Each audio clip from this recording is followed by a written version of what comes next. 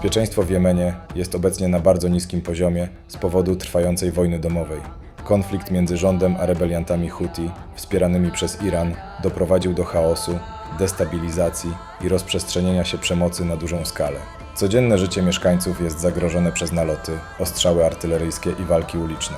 Oprócz konfliktu zbrojnego, Jemen boryka się również z problemem terroryzmu. Aktywne są tam grupy takie jak Al-Kaida na Półwyspie Arabskim oraz Państwo Islamskie, które przeprowadzają ataki na cywilów, siły bezpieczeństwa i obiekty rządowe.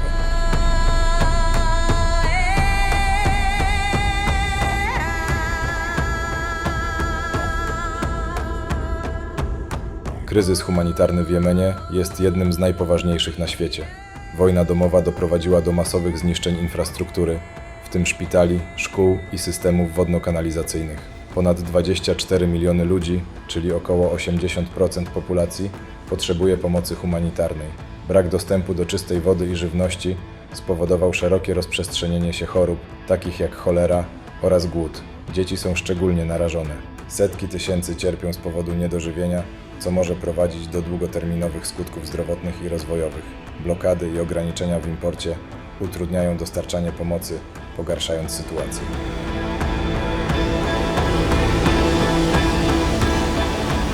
Wojna doprowadziła do masowych przesiedleń wewnętrznych, zmuszając miliony ludzi do opuszczenia swoich domów. Organizacje międzynarodowe, takie jak ONZ i Czerwony Krzyż, pracują nad dostarczaniem pomocy, ale potrzeby są ogromne, a dostęp do wielu obszarów ograniczony. Kryzys humanitarny w Jemenie wymaga pilnej i skoordynowanej reakcji globalnej społeczności.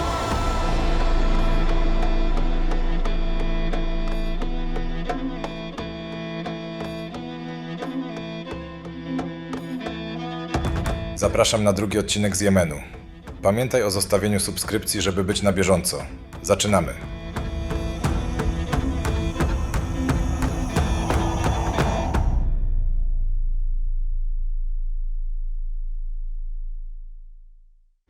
Siemanko, witam w drugim odcinku Jemenu. Jak widzicie, wysiadam tylko z auta, żeby coś nagrać. Od razu ochroniarz z bronią wysiada za mną. No, mocno tutaj pilnują. Powiem wam, że poznałem, jak tu leciałem, poznałem ludzi też z Litwy, którzy akurat też przylecieli tutaj właśnie zwiedzać, też podróżnicy. Każdy naprawdę sporo widział w życiu. No to oni osobno, bo nie jesteśmy razem, ale też mają ochronę. Każdy tutaj musi mieć po prostu ochronę.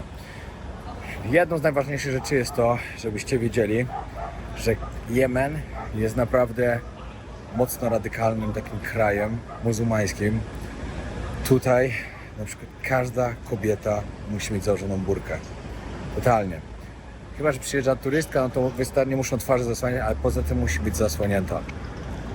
Dodatkowo spożywanie alkoholu w tym kraju jest całkowicie zakazane. Grożą duże kary. Związki homoseksualne są karane śmiercią. Wyobraźcie sobie. Tutaj naprawdę jest wszystko radykalnie. Panuje prawo szariatu. Jest. Wiecie, kraj ten z jednej strony jest Oman, z drugiej strony Arabia Saudyjska, dalej Morze Czerwone. To jest strategiczny kraj, ale po prostu kraj, który ma bardzo dużo problemów. Wojna, od wielu lat wojna domowa i to jest naprawdę straszne i to widać. Ja w tych odcinkach będę wam pokazywał, jak to tutaj wygląda. Będę pokazywał czarno na białym, jak to wygląda, żebyście wiedzieli. Nie będzie nic przekolorowane. Jak jest coś odwalone, pokazuję. Ogólnie wam powiem tak, po pierwszym odcinku, jak ktoś nie widział pierwszego odcinka, proponuję wrócić do pierwszego, zobaczyć co wam miałem do pokazania. Byłem w miejscowości Sejun, plus jeszcze jednej. Zobaczycie wszystko na odcinku. Będzie ogólnie 5 odcinków. Wszystkie bardzo warto oglądać. A jeśli chcielibyście mnie wspierać, zostawcie subskrypcję. My dzisiaj jedziemy do nowej miejscowości. Będę ogólnie tydzień czasu w Jemenie i postaram się pokazać jak najwięcej. No i jest to jedno z najstarszych miast w ogóle, gdzie ja ma ponad 2,5 tysiąca lat już. Także naprawdę fajnie by było je zobaczyć. No ale niestety się nie da. Zobaczę, jak się sypie budynek. Oczywiście nikt już tam nie mieszka, ale tak wygląda.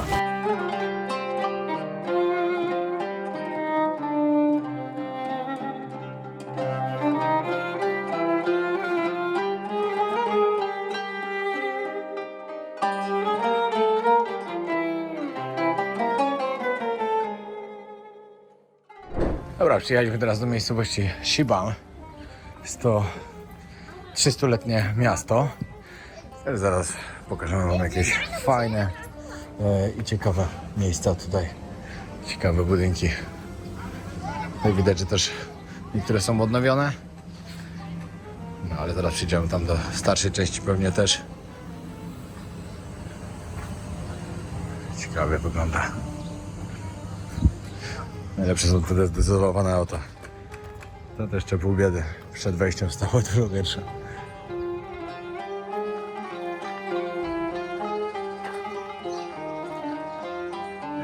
Pan nas zaprosił tutaj do swojego sklepu, żeby pokazać swoje rękodzieła, jakie sobie tu robi. Stare strzelby. O, właśnie, to musi być naprawdę bardzo stare. This is for women.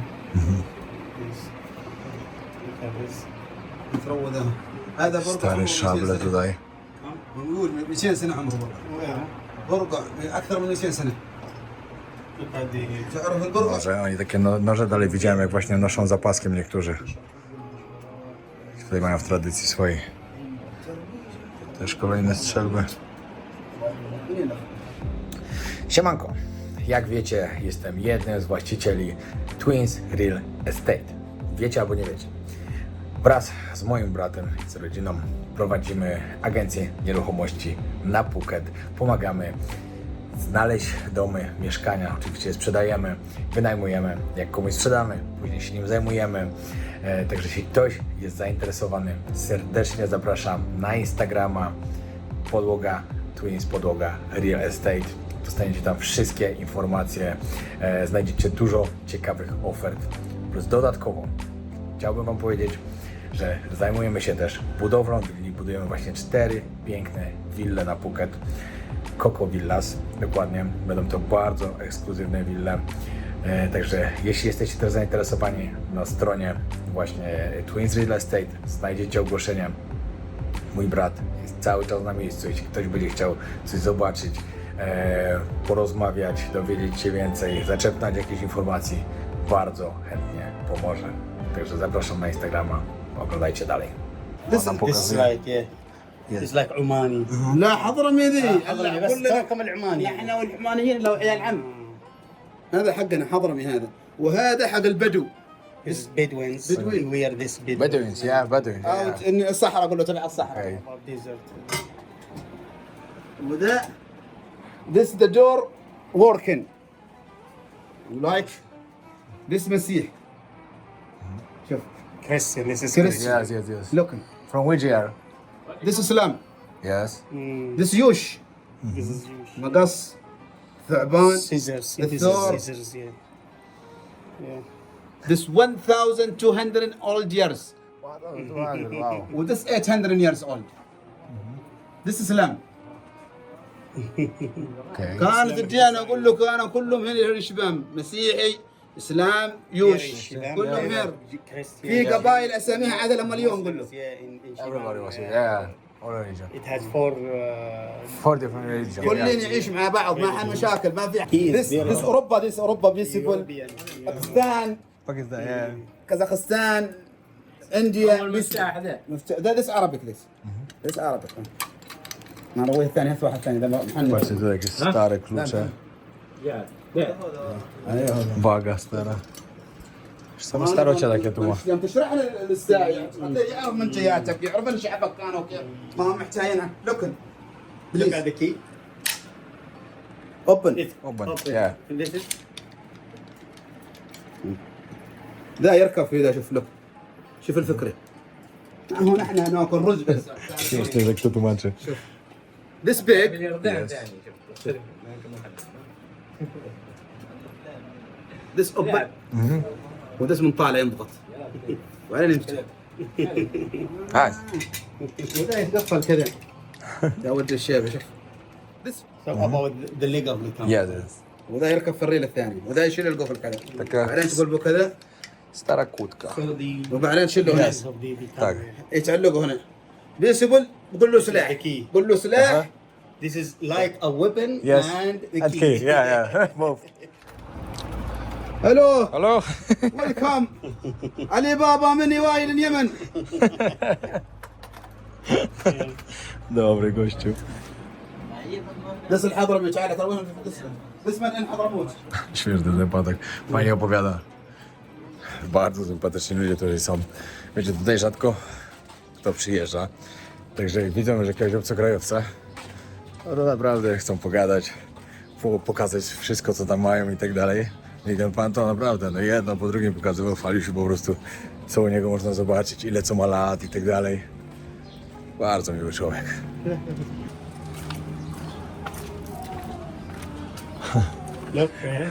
Patrz, jak sobie podają rzeczy na sznurku z góry na dół.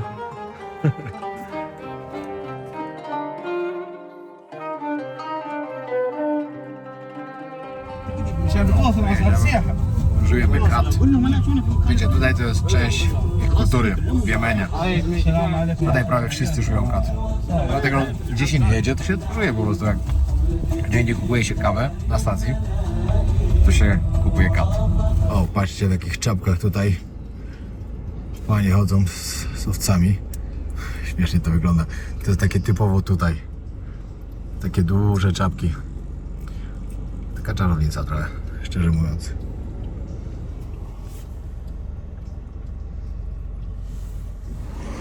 Przyjechaliśmy dziś na obiad. Nie wiem, czy to też jacyś turyści, ale dużo gości ze spluwami tu jest właśnie. W takiej miejscówce sobie jemy obiadek. What is here? What's here?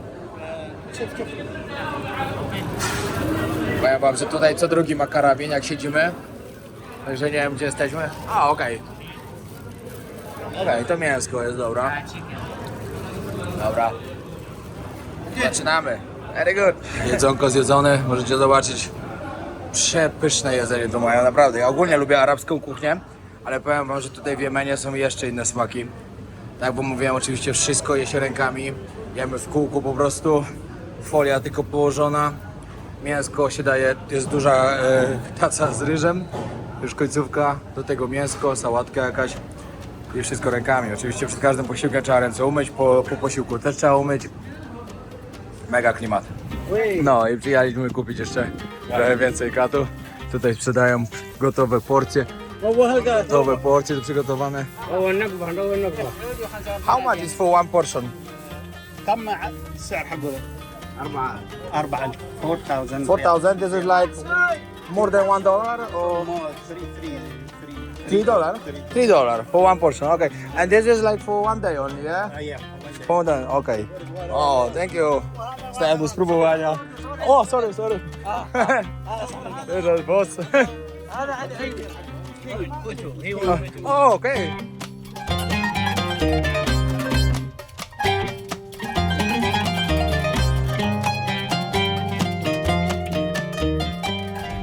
Zatrzymali nas teraz na checkpoincie i tak konkretnie sprawdzają wszystkie dokumenty, każą nam stać tutaj. Akurat spotkaliśmy też inną grupę, tych z Litwy, to oni już godzinę tu stoją i sprawdzają wszystkie dokumenty. Nie wiem dlaczego aż tak bardzo. Ogólnie spoko, mili są, ale no wszystko sprawdzają, wszystko. No i tutaj to już wjeżdżamy w taki rejon, że już na checkpoincie stoi normalnie samochód, gdzie wiecie, na górze jest zamontowany, właśnie jak to się nazywa? Ten wielki taki karabin, nawet nie wiem jak to się nazywa. I tam cały czas gościu stoi i obserwuje. Są też zasieki porobione oczywiście, dookoła wszystko workami z piaskiem otoczone. Także już taki chyba mocniejszy rejon, ale...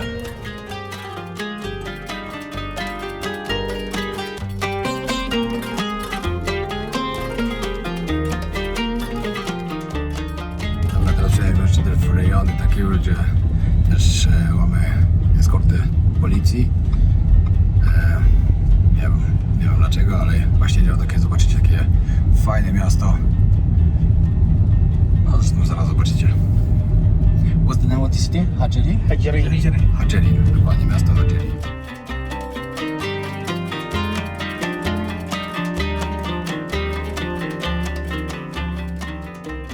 Powiem wam, że naprawdę dbają tutaj o turystów, żeby na pewno wszystko było dobrze zabezpieczone. Chociaż wiecie, jak to wygląda. Jeśli coś miało stać, to by się stało. Taka jest prawda.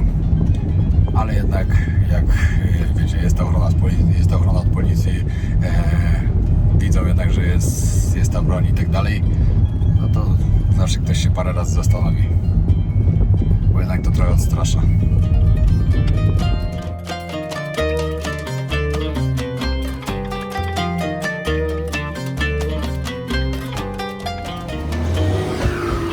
No, ochrona jest, policja jeszcze. Dalej już musimy chyba iść pieszo. Burdel jak zwykle, jak wszędzie.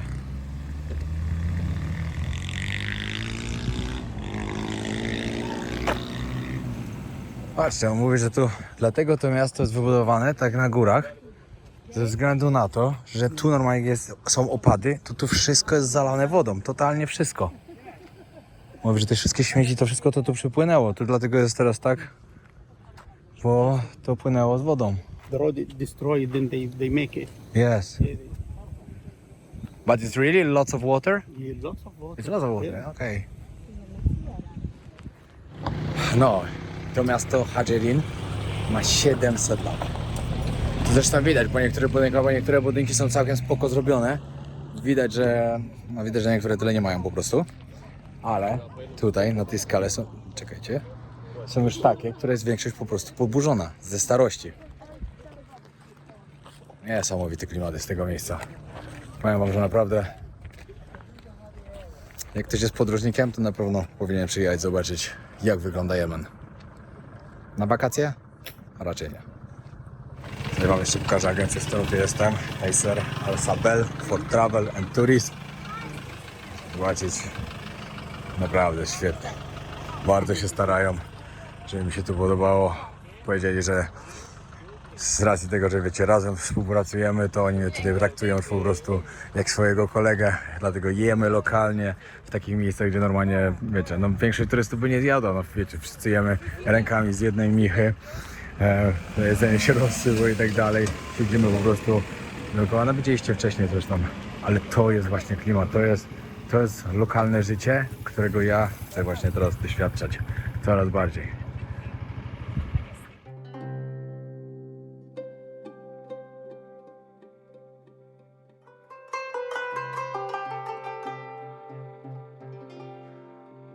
No, że jest jak w piekarniku. Możecie zobaczyć. Nie wiem, czy zobaczycie. A, nie wiem, gdzie to jest. To jest niżej. 40 stopni w cieniu.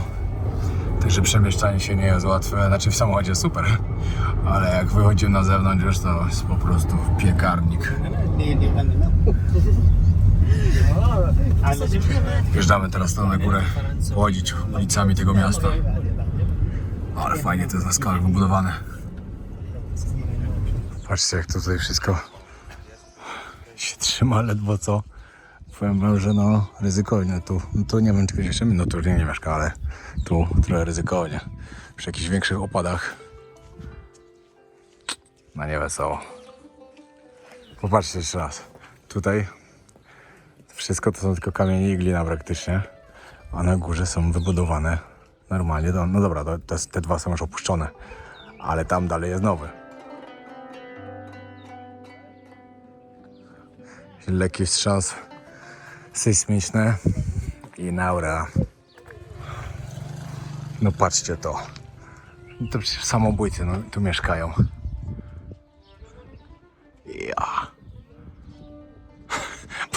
Ja, patrzcie, o, to jest mocne. Tam tylko takie deski między tym. Ale kozaki.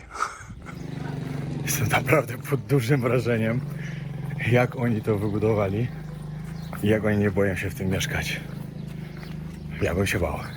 Naprawdę.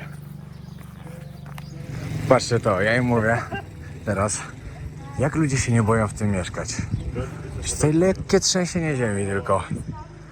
No i przecież to jest niemożliwe, żeby ci ludzie, żeby to się nie zwaliło. No tam widać już kawałek odłamany spadła skała. zobaczyć. Ogólnie niesamowite wrażenie to robi. Coś pięknego, ale też ryzykowne. Tu możecie też zobaczyć miejsca, gdzie jakoś troszkę się jakieś bajorka z wodą tylko utrzymują. Jeszcze po tych deszczach pewnie co były, jakieś zbiorniki takie mają. No to jest ładnie zielono palmy. Tam gdzie już nie ma, tylko piasek. Piasek i kamień.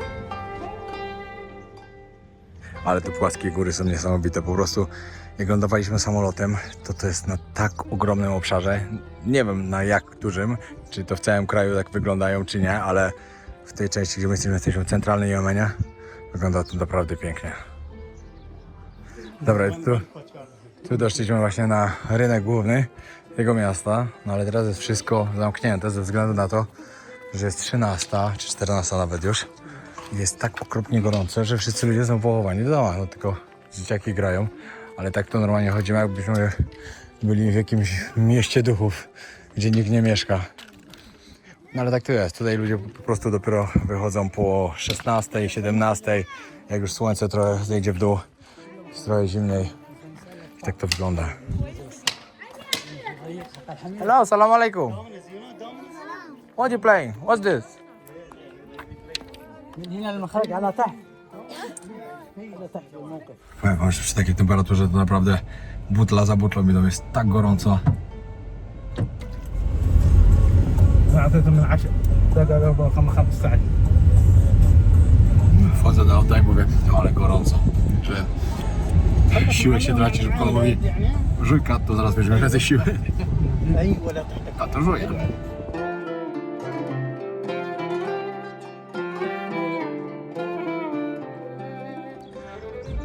Patrzcie teraz do jakiego miejsca przyjechaliśmy. Tam zamek stoi na górze.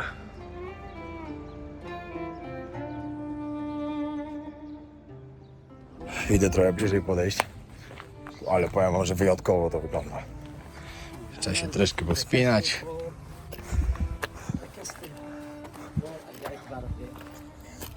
What's the name of this one? كاستل. Yeah. سيك كاستل. Okay.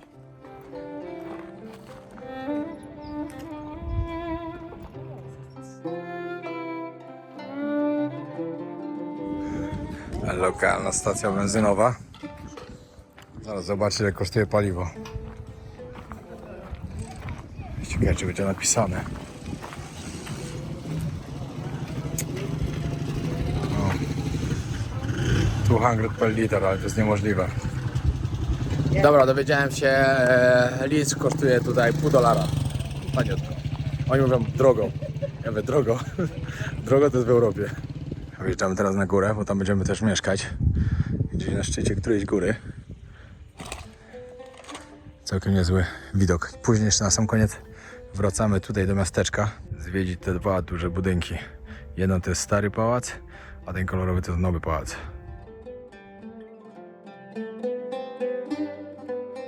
Tutaj cały czas jedziemy taką drogą. I tu widać to miasteczko w dolinie. Normalnie jak jest sezon deszczowy, to tu wszędzie płynie rzeka. Dojechaliśmy do hotelu. Nowego, już wam pokażę, jaki mam widoczek. Zaraz też wyjdę tam przed balkon. Wam pokażę, jesteśmy na górze. Na dole jest właśnie... Jesteśmy na szczycie góry, a na dole wąwóz piękny. Dobra, wyjdę tam do ogrodu wam pokazać. Ogólnie dookoła nie ma nic, to jest tylko teren hotelu. Ale patrzcie to. Na hotel usytuowany jest naprawdę w pięknym miejscu. Ale widok.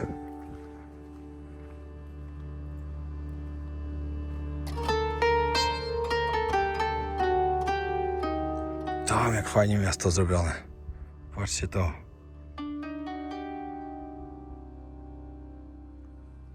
Ale niesamowite miejsce.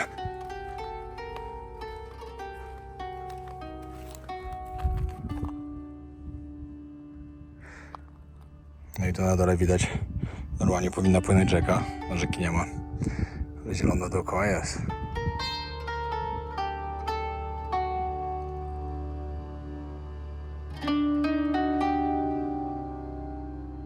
Tu jeszcze druga strona.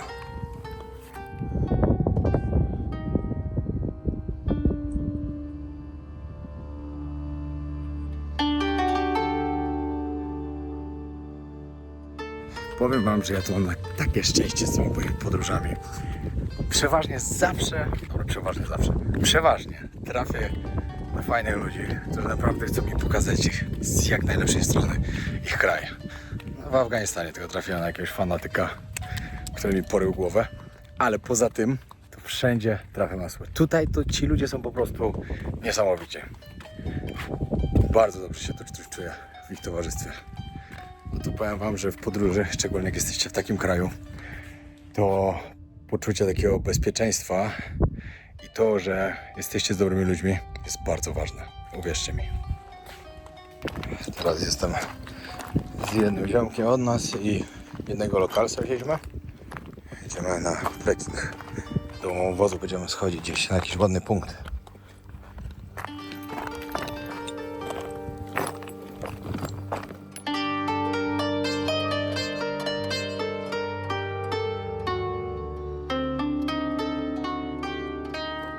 No i zaczynamy schodzenie.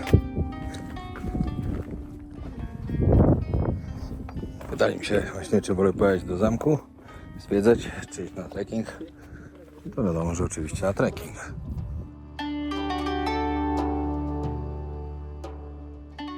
Powiem wam, jak tak idziemy sobie tym wąwozem, taki krótki trekking, też mi się zachciało w górę gdzieś pojechać. Jednak tak pochodzić po górach jest fajnie, nie ma co.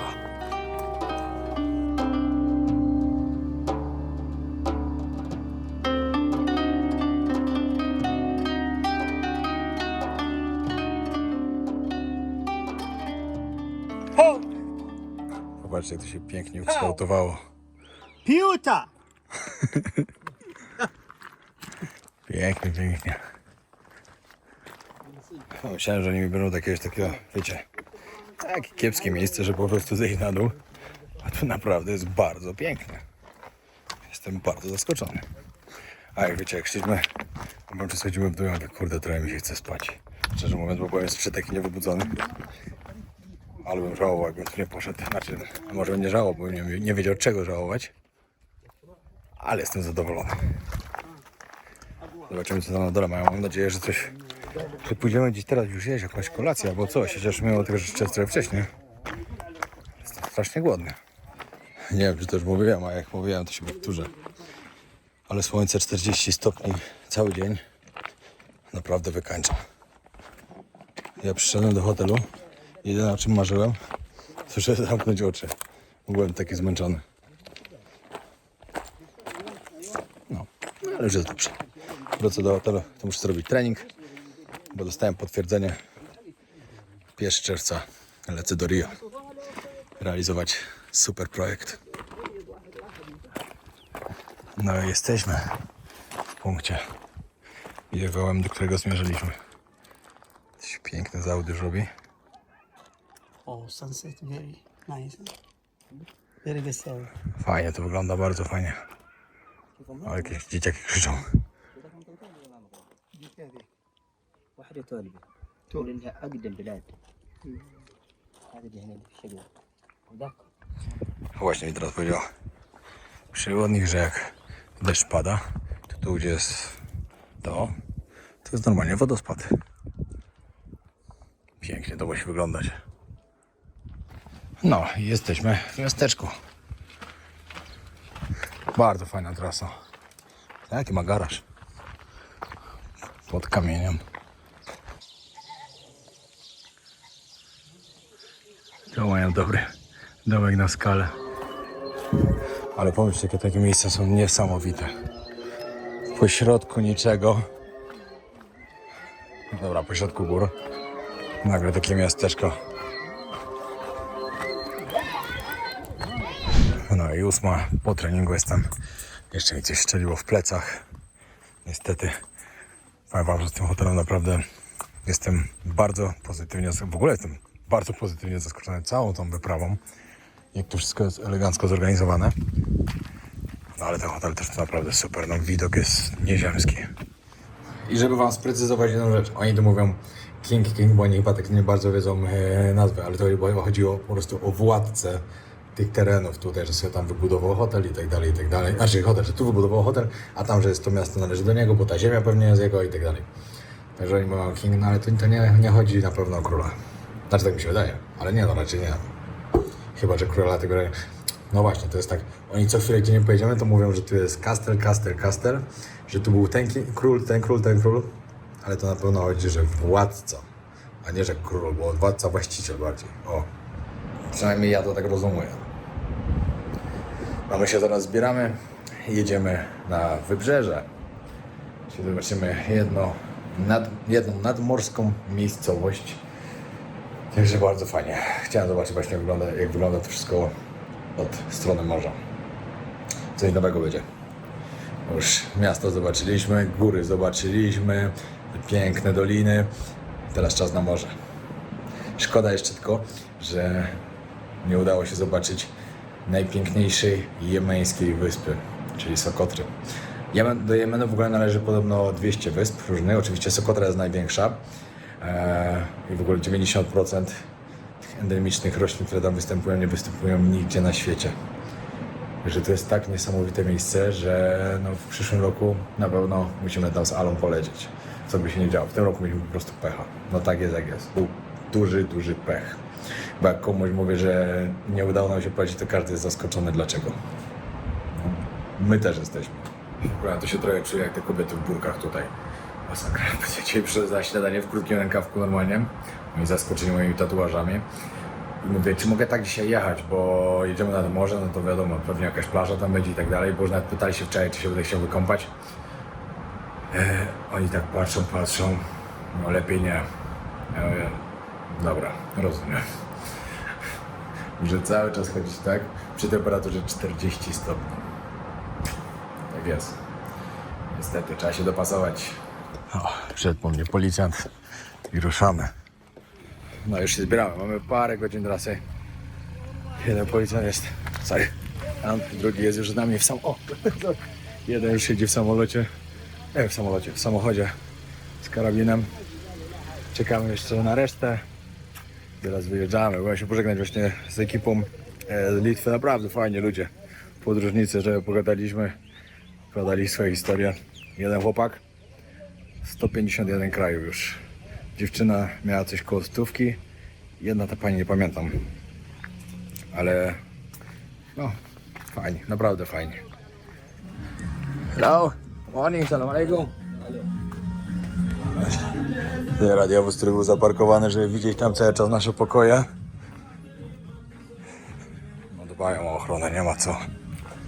Patrzcie, co jakiś czas jedziemy i wielbłądy nam na drogę wychodzą. Bardzo dużo ich tutaj jest w tym terenie. No, minęliśmy właśnie kolejny punkt, gdzie sprawdzali wszystko.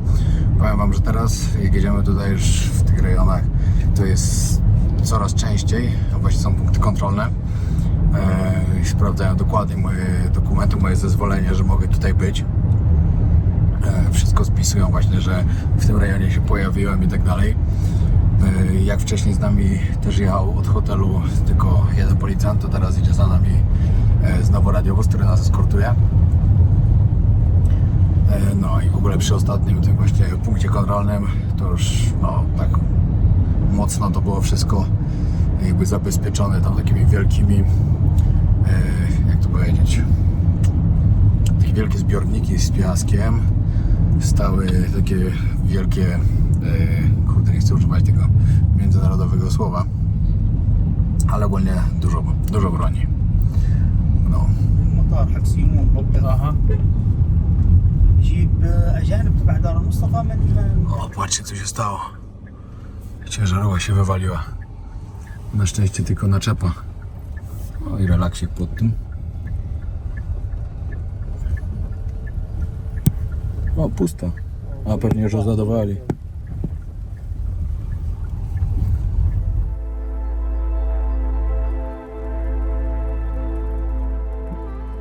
Patrzcie, jaki piękny widok. Jeszcze teraz już będziemy zjeżdżać z gór w dół. Także jeszcze zatrzymali mi się, że ja zobaczył.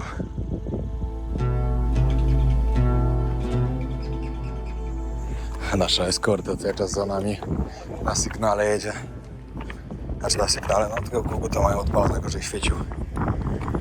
Powiem wam, że jestem pierwszy raz w takiej sytuacji, że aż tak mocno ochraniają. No, ale w sumie, dobra, to jest Jemen.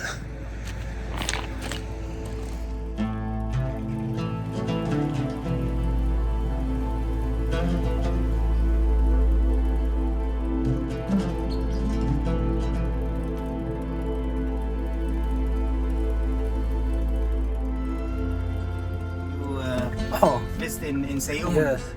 O, zobaczcie, tutaj wielbłądy. Mieli sezam na olej.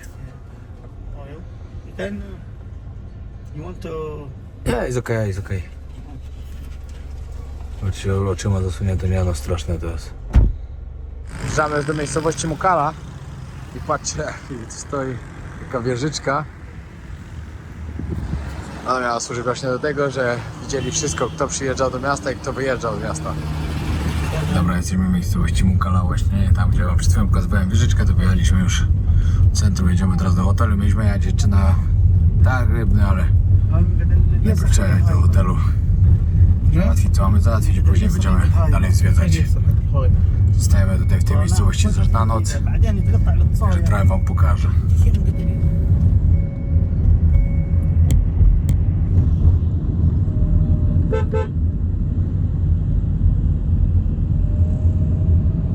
Pokażę wam, jak wygląda hotel, w którym się zatrzymaliśmy dzisiaj.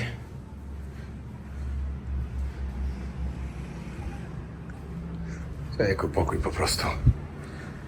Szyby tak uwalone.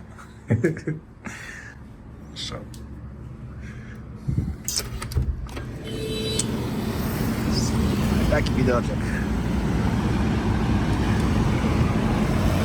No, dzisiejszy dzień jest naprawdę mocny jemeński. Serio. Trasa, którą pokonywaliśmy teraz tutaj, w tej miejscowości, w której się znajdujemy, zajęła nam ponad 3 godziny. Bardzo dużo blokad policyjnych, znaczy nie blokad, tylko takich checkpointów, gdzie sprawdzali moje dokumenty. Cały czas eskortowała nas policja przez pewien okres. I eskortowała policja, i policjant był w środku z karabinem. Później końcówkę to już cały czas eskorta 3 policjantów w środku z karabinami. Przed wjazdem tutaj do miasta takie dłuższe zatrzymanie, nawet policji sprawdzali dokumenty. Moje oczywiście wszystko przeglądnęli jeszcze raz.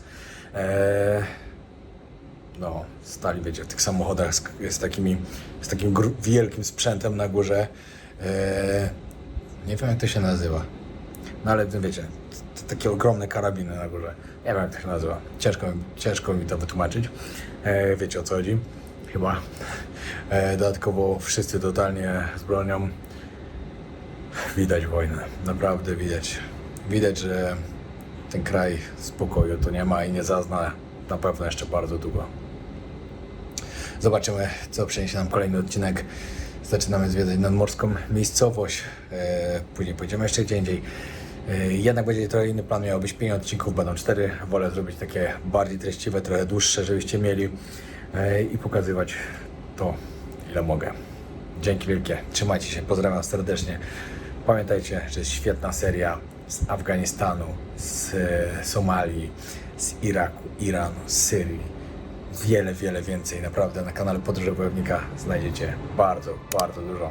A jak doceniacie moją pracę, zostawcie subskrypcję. Pozdrawiam.